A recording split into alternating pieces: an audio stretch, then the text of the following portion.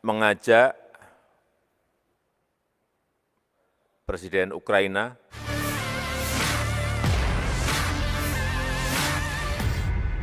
Rusia kembali melancarkan serangan udara di ibu kota Kiev, Ukraina pada Minggu 26 Juni. Sejumlah ledakan menghantam bangunan hingga menewaskan 1 orang dan 5 lainnya terluka. Kondisi ini disebut mengkhawatirkan mengingat Presiden Jokowi sebentar lagi akan berkunjung ke Ukraina. Serangan ini dibenarkan Wali Kota Kiev, Vitali Klitschko dalam keterangan resminya. Klitschko mengatakan Rusia menyerang sebuah blok apartemen 9 lantai dan kompleks taman kanak-kanak. Akibat serangan itu, 1 orang dilaporkan tewas dan 5 lainnya luka-luka. Klitschko mengklaim serangan udara itu sebagai serangan simbolis oleh Moskow menjelang KTT NATO pekan ini di Madrid.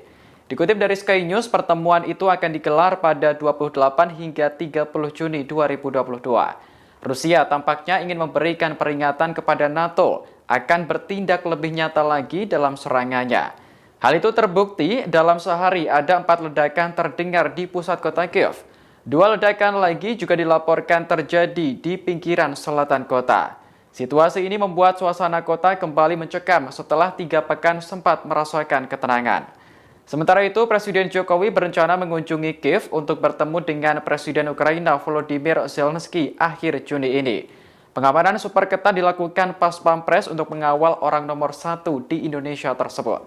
Komandan Pas Pampres Maijen Tribudi Utomo menyebut ada 39 personel yang dikerahkan. Mereka terbagi dalam 3 tim dan dibekali peralatan khusus seperti helm, rompi anti peluru hingga senjata laras panjang. Tri sebelumnya telah mempertimbangkan faktor keamanan Jokowi selama di Ukraina nanti. Sebelum Jokowi berangkat kunjungan ke luar negeri, serangan masih terjadi, namun terfokus di wilayah Donetsk.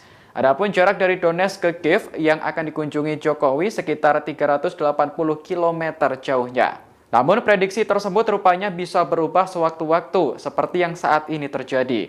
Rusia kembali melancarkan serangannya di pusat ibu kota Kiev.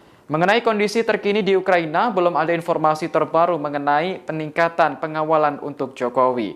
Namun seluruh upaya antisipasi telah dipersiapkan dengan baik oleh Pas Pampres. Terima kasih sudah nonton. Jangan lupa like, subscribe, dan share ya!